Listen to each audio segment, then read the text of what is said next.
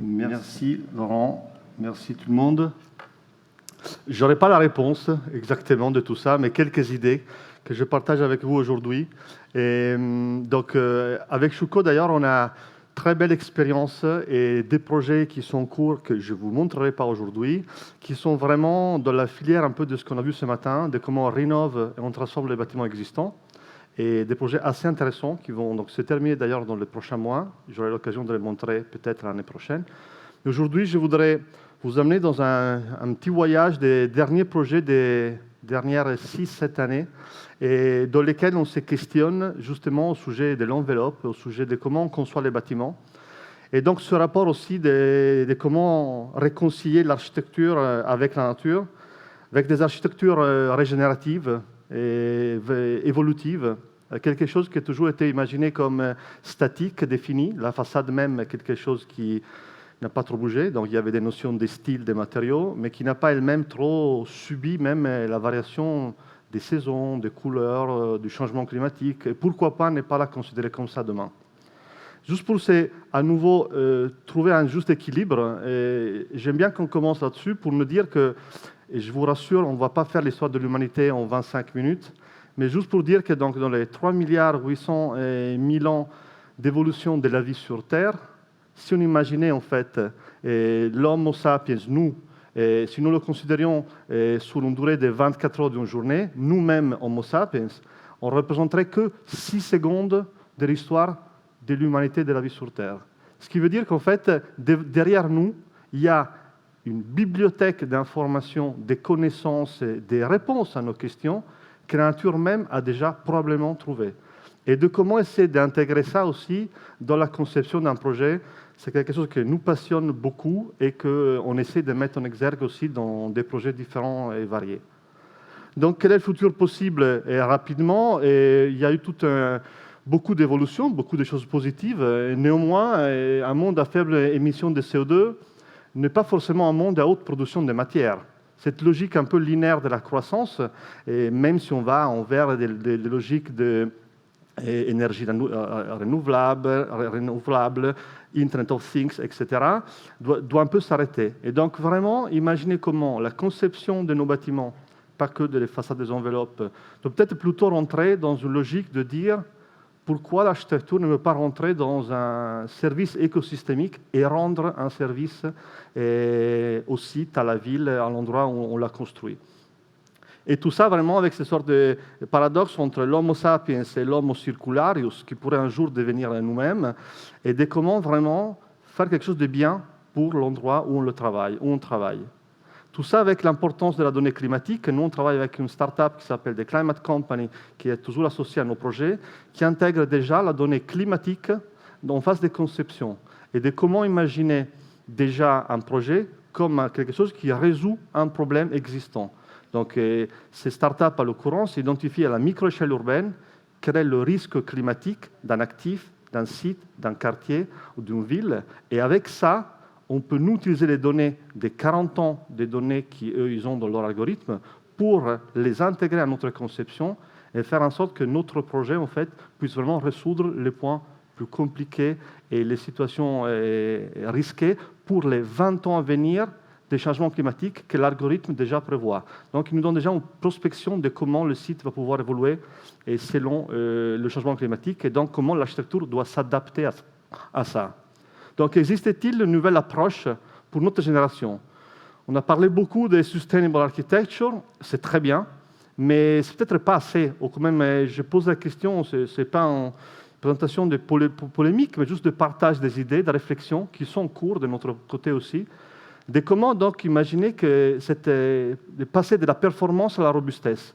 Olivier Hamon a créé un ouvrage très intéressant qu'on peut bien considérer aussi aujourd'hui pour notre rencontre, de voir comment la performance des bâtiments est quelque chose qui nous a beaucoup guidés et qui était parti un peu, et qui est encore en partie aujourd'hui de notre vie et de notre quotidien, et de voir comment en fait on peut aller au-delà de ça et passer donc de tout ce qui est un peu l'historique des sustainable architecture, minimiser les impacts, réduire la consommation, produire plus d'énergie de ce que l'on consomme, mais en même temps, sinon, voir comment dans ce cas la nature Et donc l'histoire et tout ce qui est venu avant nous peut nous inspirer à faire quelque chose qui peut être évolutif, résilient, qui fait vraiment partie d'un écosystème existant, trouver une juste harmonie, une osmose entre l'artefact de l'homme et la nature même, et une solution qui est basée sur la nature.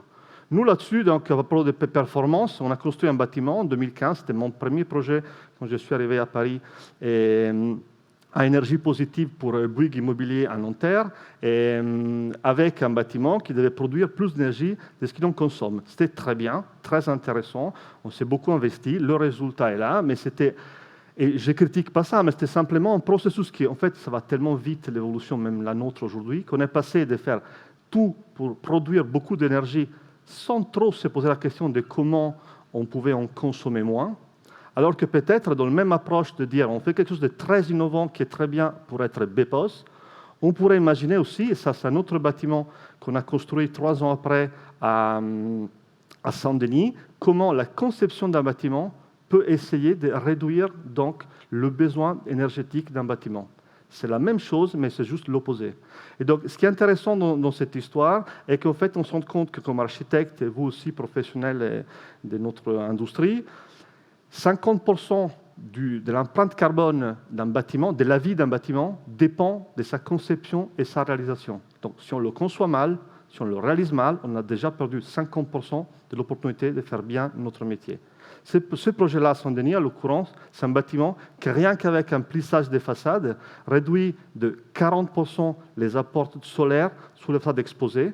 Et en faisant ça, on a aussi réussi à ne pas avoir des matériaux rapportés en façade. Donc, il n'y a pas de brise-soleil. Tout ce que vous voyez en blanc, ce sont des ouvrants de l'intérieur. Ce que vous voyez en vitrage sont toujours des façades exposées nord-est ou nord-ouest.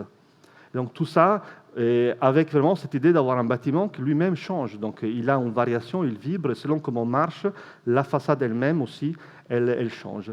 Ça, c'est une image d'ailleurs depuis le pied d'immeuble, de voir comment voilà, tous les modules sont opaques et sont ouvrants, avec cette volonté aussi que le bâtiment lui-même respire, comme on plante, on n'a rien inventé, et voir comment, en même temps, les façades même sont à 100% vitrées, on l'a bien dit d'ailleurs ce matin. C'est ce problème qu'on a, c'est contraint aujourd'hui de faire des bâtiments de moins en moins vitrés. Oui, il a des besoins par rapport à l'empreinte carbone, mais en même temps, on veut y vivre, on veut être bien, et on sait bien que la transparence, la lumière, ça fait du bien à la vie d'un bâtiment, ça fait du bien à la qualité de l'immeuble, et il ne faut pas donc l'oublier. Quelques exemples, 5. Je vais essayer d'être rapide, parce que j'aime bien vous montrer ces exemples qu'on a construits ou pas encore construit dans le monde entier. Ce premier-là, c'est à Skolkovo, en Russie. Un plan directeur d'un projet très rigide, vous le voyez à droite, où il y avait des bâtiments parallèles les uns aux autres. Et on se disait, bon, il faut faire ça, on est sûr, c'est un concours international. Après le jour du premier workshop, au bout de 4 verres de vodka, je ne vous dis pas qu'il faut toujours faire ça, mais c'était assez intéressant avec nos partenaires russes. Et c'est comme ça qu'on conçoit les bâtiments et les projets, on les fait ensemble. Nous, on est toujours en équipe avec ingénieurs, d'autres architectes aussi, partenaires. On aime bien construire des choses ensemble. C'est comme ça qu'on le fait. C'est jamais l'architecte qui décide. Donc, au bout de ces 4 verres, c'était intéressant parce qu'un de nos amis russes nous a dit « Mais est-ce que vous savez ce qui se passe en Russie, en Arctique ?» Skolkovo, c'est un endroit qui est très très froid en hiver et chaud en été. Et en fait, les pingouins, ils ont déjà su résoudre ça. Les pingouins ont trouvé comment ? Sur la banquise, ils arrivent à s'échauffer et ils passent des moins 40 degrés à l'extérieur à plus 37,5 degrés au milieu, au centre. Ils créent 2 cercles concentriques et ils permettent, dans ce cas-là, avec l'échange thermique entre la face blanche et la face noire, qui à l'intérieur chauffe ceux qui rentrent de l'extérieur et ceux qui sont à l'extérieur, qui sont froids, ils prennent la chaleur. Donc tout ça avec des mouvements qui ne sont pas totalement faits hasard. Là, il explique, voilà, le temps coule, mais c'est très intéressant voir comment d'ailleurs le point d'entrée de ce système des pingouins est bien sûr protégé des vents dominants. Donc en fait, les pingouins ont trouvé comment, au milieu arctique, passer de moins 40 à plus 37,5 degrés. While those on the outside take the brunt of the storm, those on the inside take tiny steps that move the huddle in waves. Donc ça, qu'est-ce qu'on fait?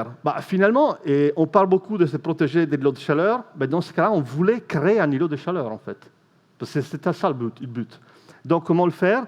Un processus donc, itératif qui finalement ressort un peu de l'intelligence des pingouins, de leur évolution, qui dit que selon comment on met les bâtiments, on peut créer un site, une configuration, c'était 54 maisons pour des chercheurs, qui permet donc, grâce à leur proximité, ce qu'on ne ferait jamais d'ailleurs par exemple ici, permet de réduire donc 5 degrés la température, d'augmenter 5 degrés la température au sein du projet même. Ça, c'est une expérimentation qui avait été faite avec des chercheurs, qui aujourd'hui est réalisée, qui est suivie scientifiquement depuis 2016. Et donc 5 degrés, ça paraît rien, mais vous savez mieux que moi que chauffer 5 degrés, c'est beaucoup d'énergie, c'est beaucoup de matière. Donc rien que ça, et voilà, on devait créer quelque chose. Au lieu de dire je le fais droite, gauche, au bas, en fait, c'est bien voir comment déjà en nature se sont posées les mêmes questions. Ce deuxième projet, c'est un projet à Biarritz, ville la plus pluvieuse de France. Un projet qui devait être dans ce site, à côté du musée de l'océan de Stephen Hall, un site que quand on l'a visité, on a dit mais non, mais il ne faut pas un projet ici, c'est pas possible. Et ce qui était intéressant, en fait, c'était en plus d'être déjà fait, on n'a pas envie de construire, c'était un site où tous les eaux usées de Biarritz arrivaient, donc c'était en contrebas, et il y avait un grand tuyau qu'il fallait intégrer dans le bâtiment, dans le sous-sol, pour le renverser dans la zone Natura 2000 que vous voyez dans le terrain de golf.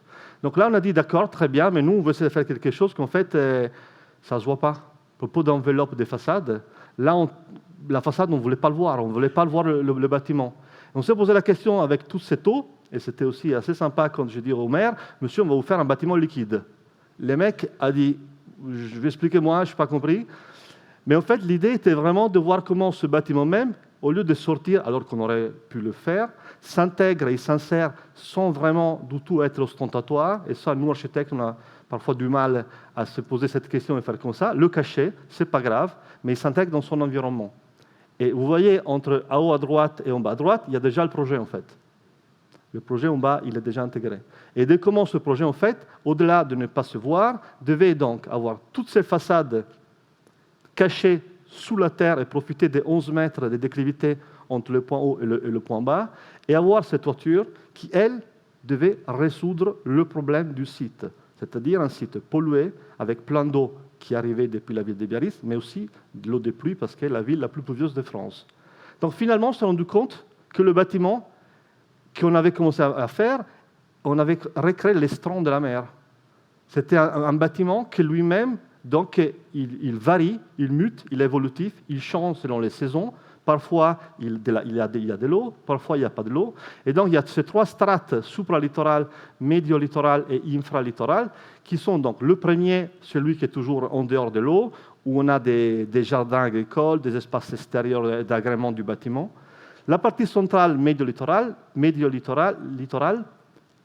est celle qui en fait subit les marées. Donc parfois elle est couverte d'eau parce qu'il pleut, parce qu'on pompe l'eau depuis donc, ce grand tuyau, et parfois il n'y a pas. Et cette eau-là, après, elle est filtrée grâce à un système de filtration que vous voyez ici dans ces gradins, qui permet à l'eau d'être filtrée, devenir une eau exploitable comme autant qu'eau grise dans le bâtiment, et être réinjectée dans le bâtiment en cycle fermé. On aurait pu aussi la boire, la rendre potable, mais aujourd'hui, la réglementation française ne le permet pas. Donc, dans cette logique, vraiment d'imaginer l'enveloppe comme quelque chose qui varie. Et c'est là où on se pose la question des façades de l'enveloppe comme quelque chose qui subit et qui varie, et qui rentre dans une logique écosystémique de résoudre un problème et de pouvoir lui-même être pédagogique et raconter une histoire. Et c'est bien quand en fait, on raconte des histoires, et la forme, en fait, ce n'est pas ce qui compte, mais c'est la signification qui est le plus important. Voilà d'autres photos. Les façades, quelques-unes étaient là, sont des façades qui étaient étudiées avec des outils paramétriques assez pointus que nous, on utilise aussi à l'agence pour voir comment réduire le nombre des éléments de protection solaire des façades les plus exposées, et qu'on les voit dans le dernier ici. Et justement, tout ça, c'était un travail très intéressant, fait avec beaucoup de partenaires, et aussi des climatologues et des océanologues qui nous avaient suivis pour concevoir ce bâtiment liquide. Et en plus de ça, on avait créé un réseau de relations avec la ville de Biarritz. Il y avait une écurie pas très loin, et aussi un réseau, des restaurants très puissants, très importants, qui nous donnaient tous les déchets organiques qui venaient être utilisés dans un micro-méthanisateur qui était à 50 mètres du projet, dans une parcelle aussi qui appartenait à la ville, qui permettait d'avoir 123% d'énergie renouvelable par rapport aux besoins énergétiques du bâtiment. Troisième projet, c'est un projet à Dakar, en construction. L'architecture, vous savez, ça peut être un outil pédagogique. On l'appelle le troisième éducateur, l'architecture. Comment, à travers l'architecture, on peut aussi éduquer les gens, les étudiants en particulier. Et donc, finalement, on a trouvé ces métonymies, c'est-à-dire cette figure rhétorique qui est l'arbre à palabres. On est au Sénégal, à Dakar, dans un site assez petit, où il fallait faire 10 000 m², un campus pour 3 000 étudiants. Et on s'est dit, qu'est-ce qu'on peut faire? Finalement, on veut que les étudiants se rencontrent. Déjà, c'est compliqué de faire une école sur 8 niveaux. D'habitude, ils sont bien étalés, les gens se voient, se rencontrent à l'extérieur. Ici, il fallait qu'en fait, se rencontrent au sein du projet. Donc la question était, voilà, déjà dans leur culture locale, tout le monde se rencontre dans l'ombre, sous un arbre, un baobab. Et donc comment transporter ça, qui déjà existe et qui appartient à la culture locale, en un dessin, en un bâtiment. Donc transporter ce concept de l'école horizontale avec une juste simple rotation, ça est devenu un campus vertical. Campus qui vraiment devient notre troisième éducateur, dans lequel la structure du bâtiment et la façade même devient donc la protagoniste de la vie même du projet, dans lequel à la fois on protège la façade plein sud, et donc derrière on peut se permettre, même si on est à Dakar, d'avoir des fenêtres à toute hauteur transparentes, sans rupture de pont thermique et avec simple vitrage, et être 100% opaque grâce à des grands éléments avec le seul matériau possible là-bas, donc le béton, et des escaliers qui permettent donc de passer des étages en étage, créer des lieux de rencontre, des passages et des partages. Donc voilà comment on habite cet arbre, voilà comment on rentre dans cette logique où on ne construit pas que les espaces dans lesquels on rentre, on vit, mais on travaille cette interface intérieur-extérieur de façon à vraiment donner de la qualité. Et toutes ces structures, en fait, sont conçues avec un système de protection en terre. Il n'y avait rien de mieux que la terre là-bas. Donc, on a étudié comment, selon les différentes façades, trouver le juste équilibre entre façades protégées dans l'ombre et façades transparentes. Et donc, vous voyez à droite le bâtiment aujourd'hui, et j'étais sur place il y a 3 semaines, ça avance plutôt bien.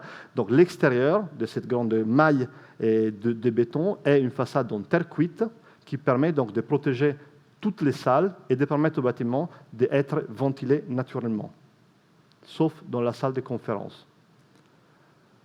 Voilà. Après, en plus, il y a une thématique aussi de couleurs, de comment donner du caractère à ça, parce qu'ils deviennent aussi, comme on l'a dit, vraiment emblématiques et iconiques, de voir comment, même à Dakar, on peut concevoir un projet et ventiler naturellement, simple, et faire vraiment habiter cette façade avec de la végétation qui après va participer et va aussi habiter la façade principale.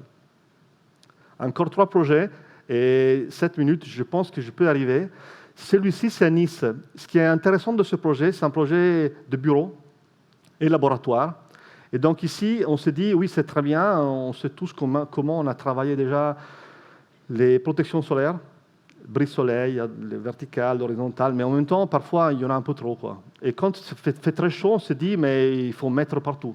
Donc là, on a dit, objectif, on veut que le bâtiment soit maximum vitré là où on peut et opaque là où on doit.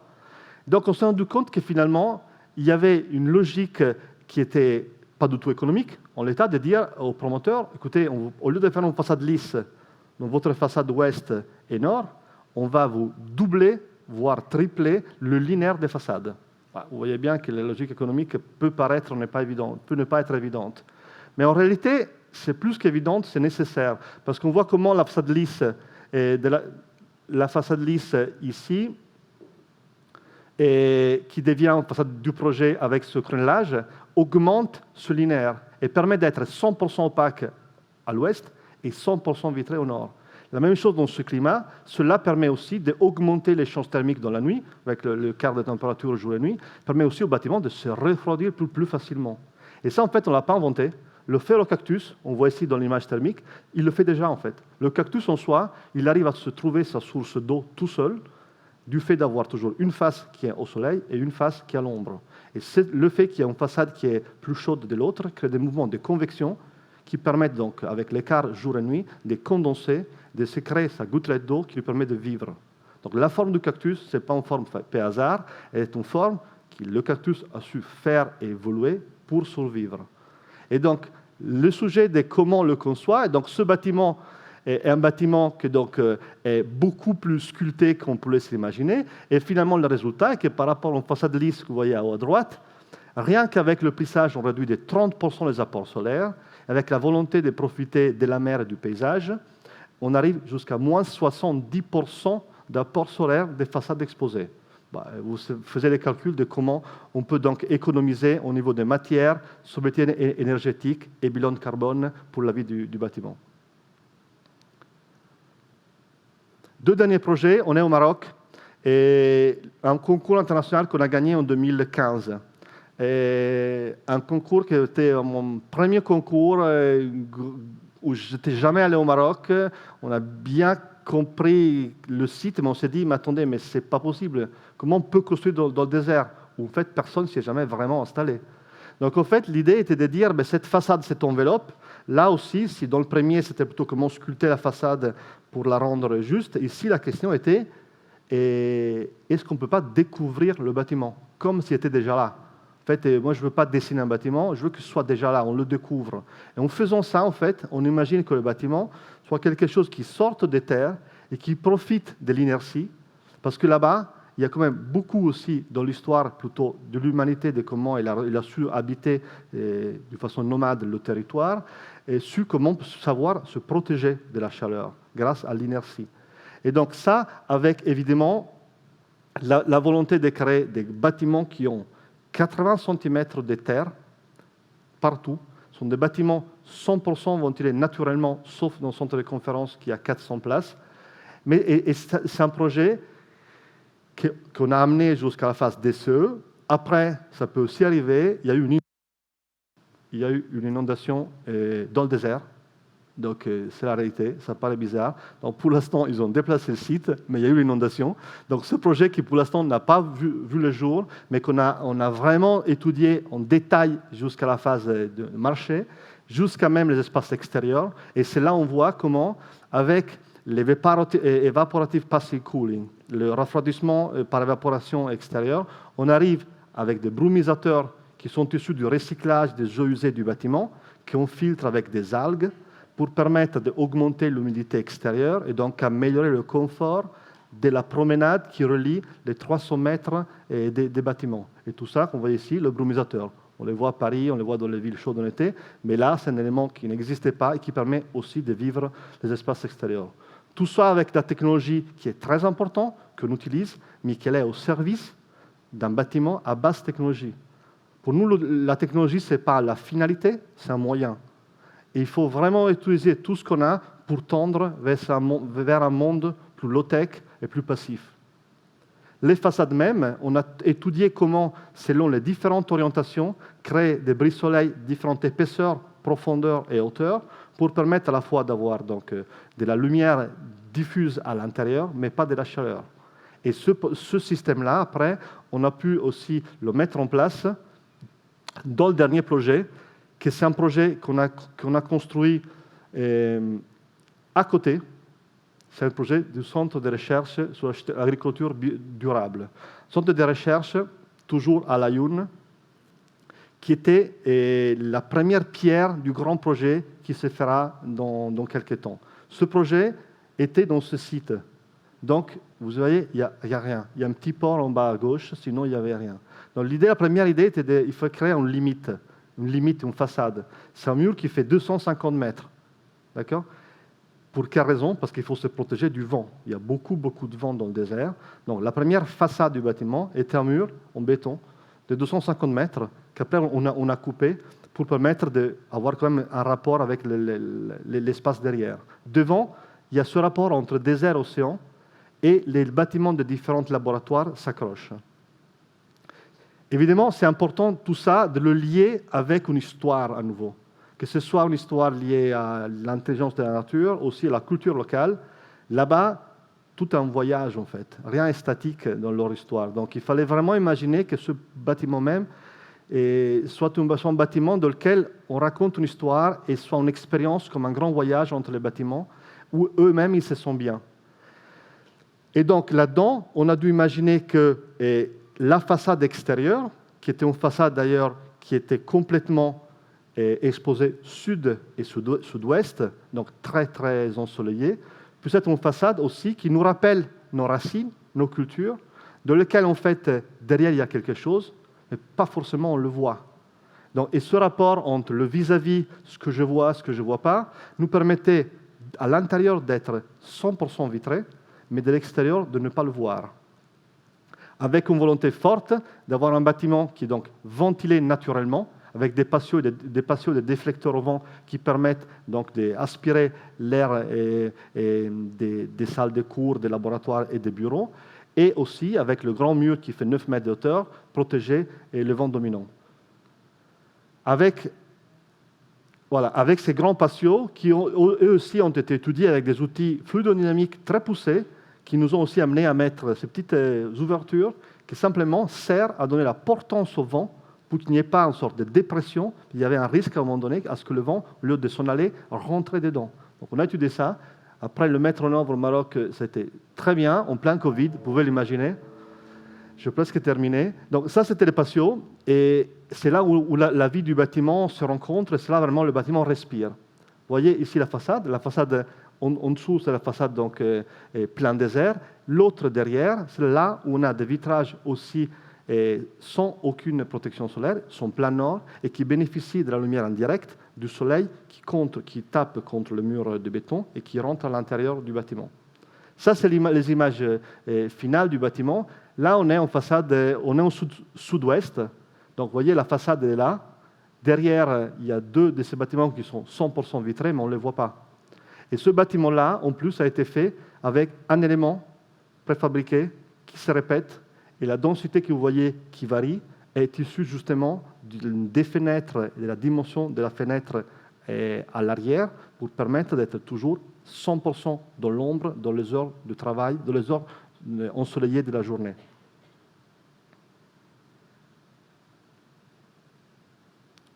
Ça, c'est l'entrée. Vous voyez, là, on le voit bien. Le restaurant, à droite, vous voyez, derrière, est 100% vitré. On le voit qu'il n'y a pas un mur.